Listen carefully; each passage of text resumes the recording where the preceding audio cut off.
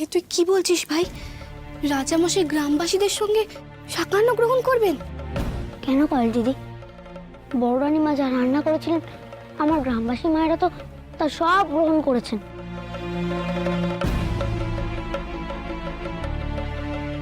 রাজবাড়ির সবাই আর স্বয়ং রাজামশাই যদি আমার গ্রামবাসী মায়েদের হাতে রান্না করা শাককর্ণ গ্রহণ করেন তাতে অসুবিধাটা কোথায়?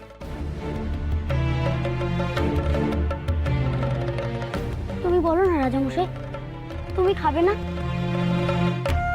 আজ মায়ের এই ভোজ সবাই, মায়ের সন্তানরা সবাই জড়ো হয়েছে একসাথে মিলেমিশে খাবে বলে। তাদের মাঝে এসে তুমি কি তাদের সঙ্গে মিশবে না?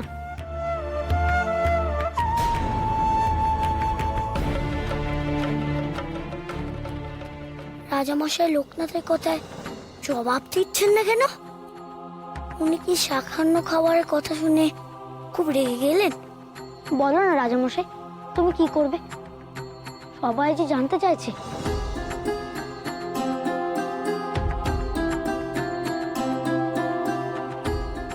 মহারাজের মুখ দেখে তো মনে হচ্ছে অসন্তুষ্ট হয়েছেন। হে মা কালী, রক্ষা করো মাগো, তোমার মন্দির প্রাঙ্গণে যেন কোনো অনর্থ না হয়। মহারাজ, এই বালকের এত বড় দুঃসাহস আপনাকে এই দরিদ্র মানুষের সাথে একসঙ্গে বসে ওদের রান্না করা খাবার খেতে বলছে। ও কে মহারাজ আপনাকে হুকুম করার? মহারাজ, একজন সামান্য বালক সন্ন্যাসীর এত বড় স্পর্ধা থাকা উচিত নয়। আপনি রাজা, আপনি সবার উপরে, আপনাকে সবাই মান দিয়ে চলে। সেখানে আপনি কিনা এই সামান্য দরিদ্রের সাকান্ন গ্রহণ করে নিজ মর্যাদা হানি করবেন? না মহারাজ, না, আপনি লোকনাথকে শাস্তি দিন।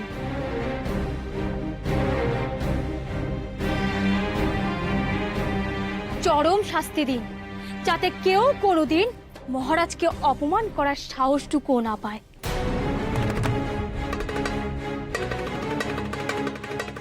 অপমান নয় গো, আমি তো রাজামশাইকে মান দিতে চেয়েছিলাম।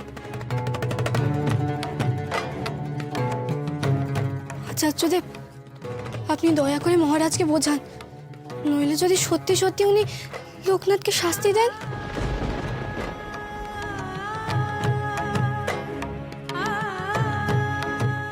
মহারাজ, ও অবোধ শিশু, আপনি ওকে ক্ষমা করুন। ও কি বলতে কি বলে ফেলেছে, আমি ওকে বোঝাচ্ছি মহারাজ।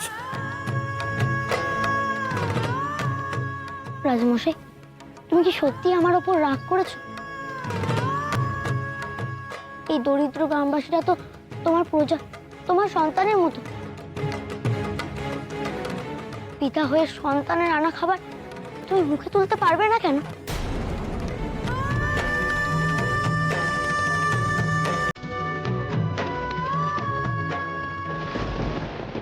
এই দেখুন মহারাজ, দেখে নিন, শাক পাতা সেদ্ধ আর মোটা চালের অন্ন, এসব আপনার খাওয়ার যোগ্য নাকি? এসব খাবার কখনো রাজার আহার হতে পারে?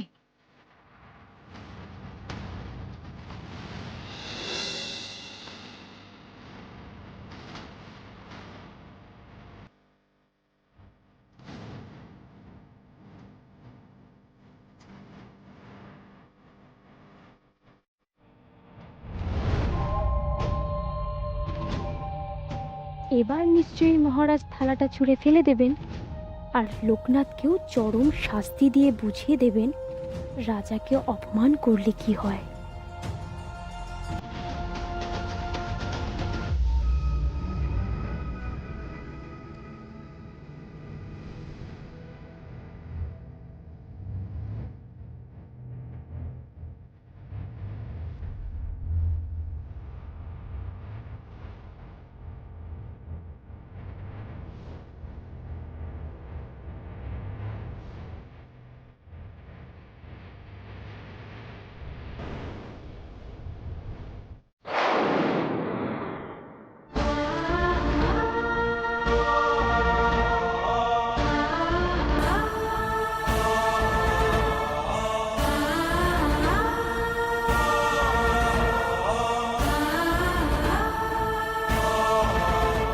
বাহ, এর স্বাদ তো আমার হেসেলের রান্নার থেকেও ভালো।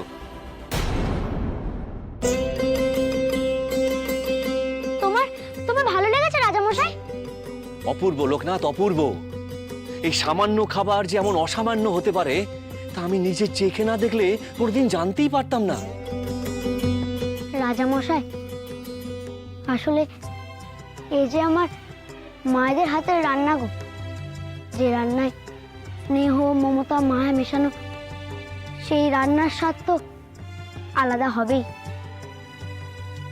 মায়েদের হাতের ছোঁয়ায় যে সাকান্ন অমৃত হয়ে ওঠে। ঠিক বলেছো লোকনাথ, একদম ঠিক বলেছো।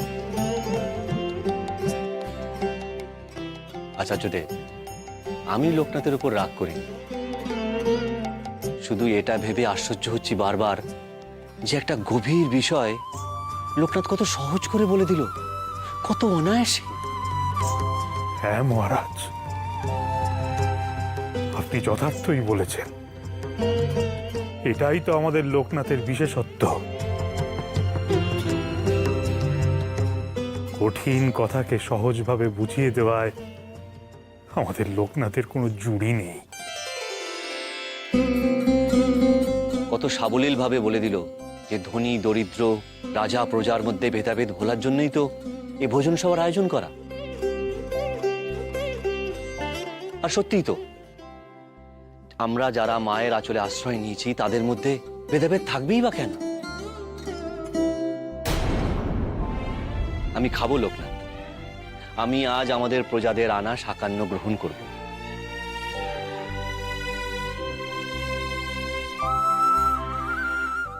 মহারাজ, ধন্য আপনি মহারাজ, ধন্য আপনি।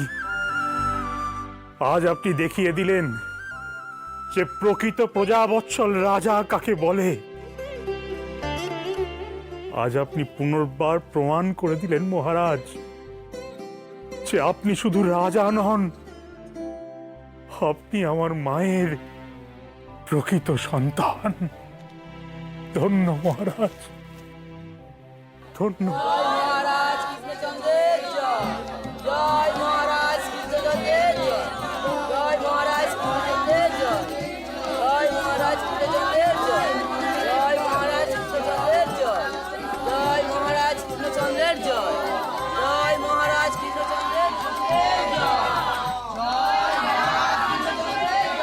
দাঁড়াও দাঁড়াও দাঁড়াও দাঁড়াও, ছি ছি ছি ছি ছি, মায়ের মন্দির প্রাঙ্গণে দাঁড়িয়ে এই জয়ধ্বনি তোমরা দিও না, বরং আমরা সবাই মিলে বলি জয় মা কালীর জয়, জয় মা কালীর জয়, জয় মা কালীর জয়, জয় মা কালীর জয় মা কালীর জয়।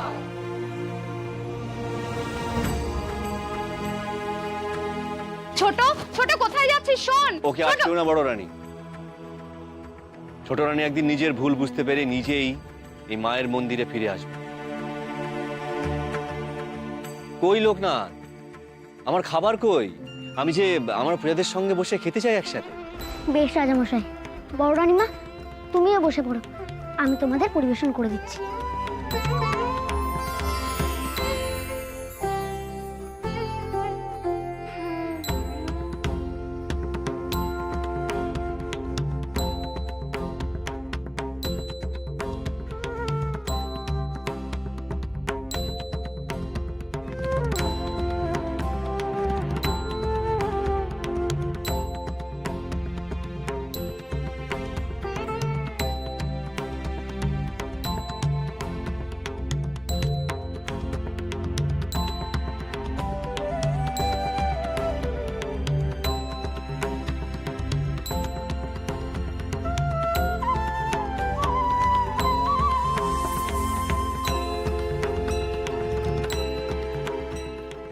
নাও রাজামশাই, এবার তুমি শুরু করো।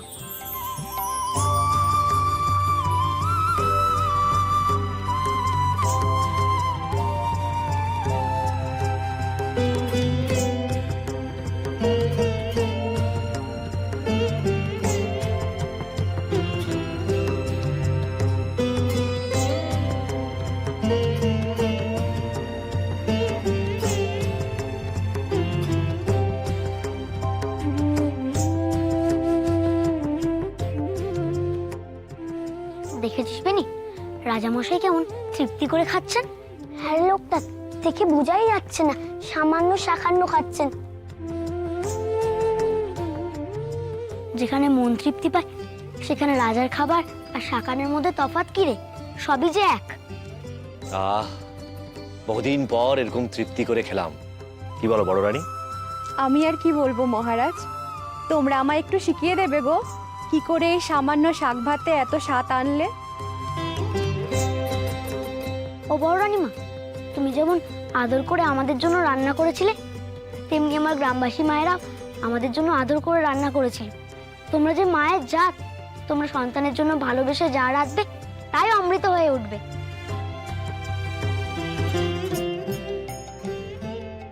এবার তাহলে উঠি লোকনাথ। আরে এখনই কি উঠবেন রাজামশাই? বসুন বসুন।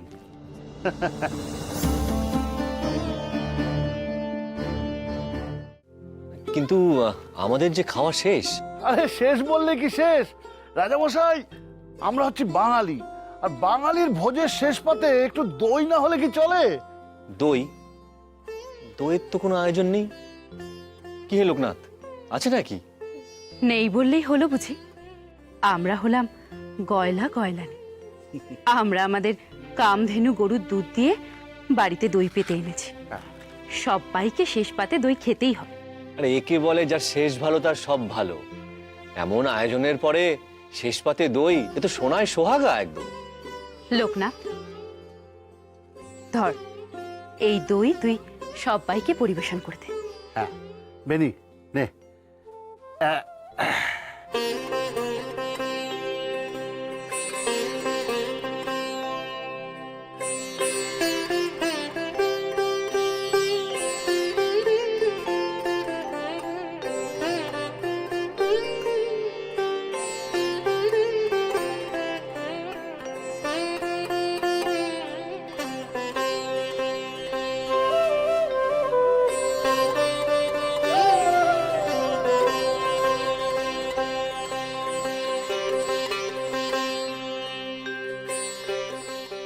আহ, কি স্বাদ! যেন মা অন্নপূর্ণা নিজের হাতে দই পেতেছেন।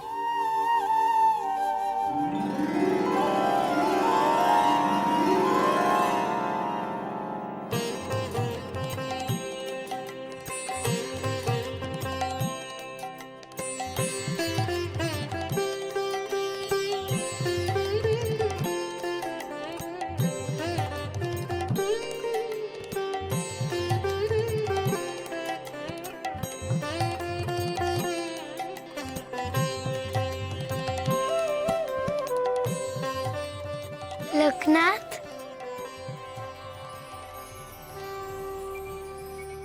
গঙ্গা জল দিয়ে আমার হাত ধুয়ে দিবি না? তুমি কি করে জানলে এটা গঙ্গা জল?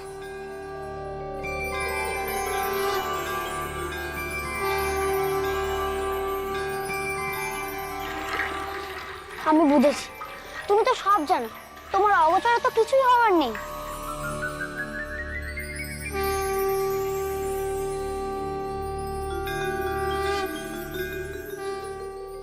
গঙ্গা পুজো তুই করবি না?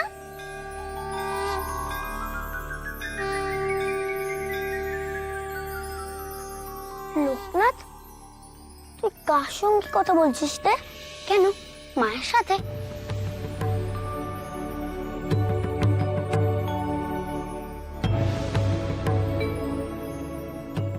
মা কোথায়? কেন? এই তো মা। মা, মা তুমি কোথায় গেলে? মা, মা।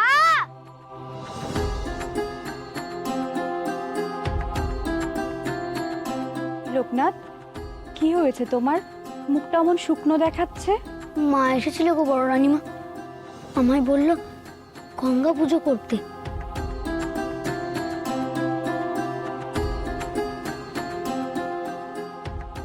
গঙ্গা পুজো? কিন্তু এখন কেন গঙ্গা পুজো করতে বললেন মা? হ্যাঁ গো, সামনেই তো গঙ্গা পুজো। যুগ যুগ ধরে মা গঙ্গা এদেশের সমস্ত পাপ নিজে ধুয়ে আসছে। মা গঙ্গা বয়ে চলেছেন বলেই সোনার ফসল ফলছে দেশে। হ্যাঁ তাই তো, আমরা যে নিজেদের মুখে দুবেলা খাবার তুলে ধরতে পারছি, এ তো মা গঙ্গারই অবদান। তাই বুঝি মা আমাকে মনে করিয়ে দিল মা গঙ্গাকে পুজো করার কথা। কিন্তু সেই পুজো কবে গো? অক্ষয় তৃতীয়ার দিন মা গঙ্গা মর্তে অবতরণ করেছিলেন। ওই দিনই তো গঙ্গা পূজা করতে হয়। আচার্যদেব, আমিও গঙ্গা পুজো করব। কিন্তু লোকনাথ, আমি যে আজ আমার রানী আর পারিষদদের নিয়ে ফিরে যাব, অনেক দিন হলো ঘর ছেড়েছি, সেখানে ফেরাটাও জরুরি। তোমরা চলে যাবে? তোমাদের মায়া কাটিয়ে কিভাবে যাব জানি না বাবা, কিন্তু রাজকর্তব্য অবহেলা করলেও যে চলবে না, ওনাকে যে যেতেই হবে। বেশ, তোমরা যেও, কিন্তু সামনেই যখন গঙ্গা পুজো, আদি গঙ্গায় ডুব দিয়ে একবারে পুজোটা সেরে যেও। লোকনাথ যথার্থই বলেছে। ওই দিন মন্দিরের পক্ষ থেকে আদিগঙ্গার ঘাটে বিশেষ পুজোর আয়োজন করা হয়। আপনারা যদি উপস্থিত থাকেন তাহলে আপনারাও অংশ নিতে পারবেন মহারাজ। আর সেই দিন আদি গঙ্গায় ছোট রানীমা যদি ডুব দেয়, তাহলে হয়তো তার মনের সব পাপ, সব অন্ধকার ধুয়ে যাবে। মা গঙ্গা তো সবকিছুকে পবিত্র করে তোলে। তবে তাই হোক, দেরি যখন হয়েছেই তখন আর দুদিন অপেক্ষা করে গঙ্গা পুজো দিয়েই নয় ফিরি।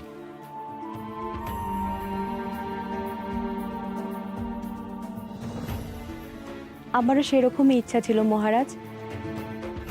এমন পুণ্য দিনে মা গঙ্গায় ডুব দেওয়া যে অনেক পুণ্যের কাজ।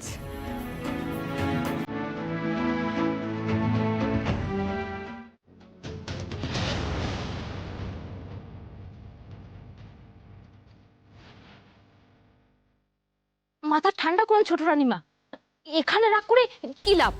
লোকনাথের গায়ে তো আঁচটিও লাগছে না।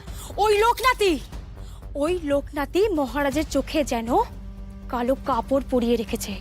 যা বোঝাচ্ছে তাই বুঝছে। আগে তো মহারাজ আমার কথা শুনতেন, আর এখন লোকনাথের কথা ছাড়া কারোর কথা সে শুনতেই পাচ্ছে না। এটা আমি কিছুতেই মেনে নিতে পারছি না, কিছুতেই না। মেনে নিচ্ছেন কেন ছোট রানীমা? মহারাজকে আটকান। কি করে আটকাবো? মহারাজ তো রাজা প্রজা কারোরই কোনো ভেদাভেদ রাখছেন না। ইস, ওই গরিবগুলোর আনা খাবার শাক সেদ্ধ খেয়ে তো মহারাজের মন একেবারে গলে গেল। সে তো প্রশংসায় পঞ্চমুখ হয়ে উঠলেন। আপনিও খেলেন নাকি রানীমা? অত সোজা নাকি যে আমাকে এসব খাবার খাওয়াবে? আর ওদিকে বর্দি হয়েছে তেমনি, সেও তো লোকনাথের বশ মেরে বসে আছে। আর আমি ওই লোকনাথকে কিছুতেই ছাড়বো না। শুধুই কি খাওয়া ছোট রানীমা? আমি তো এক্ষুনি একজনের থেকে শুনে এলাম, গঙ্গা স্নান আর গঙ্গা পুজোর কথা চলছে। তাতে নাকি মহারাজ আর বড় রানীমাও অংশ নেবেন। তারাও আদি গঙ্গা ডুব দিতে যাবেন। ছোট রানীমা, লোকনা তো বলছিল আপনাকেও গঙ্গায় স্নান করতে নিয়ে যাওয়ার কথা। তাতে নাকি পাপ মুক্ত হবে। কি? ওর এত বড় স্পর্ধা, ও আমাকে পাপী বলে? জল এবার মাথার উপরে উঠছে। আমি লোকনাথকে এমন শিক্ষা দেব যে কালী মায়ের নাম করে ভেলকি দেখানো একদম ভুলে যাবে। কি শাস্তি দেবেন রানীমা? কিছু তো একটা ভাবতেই হবে। আমার মাথায় একটা উপায় এসছে, আপনি যদি অভয় দেন তো বলি। হ্যাঁ, ভয় কি বল।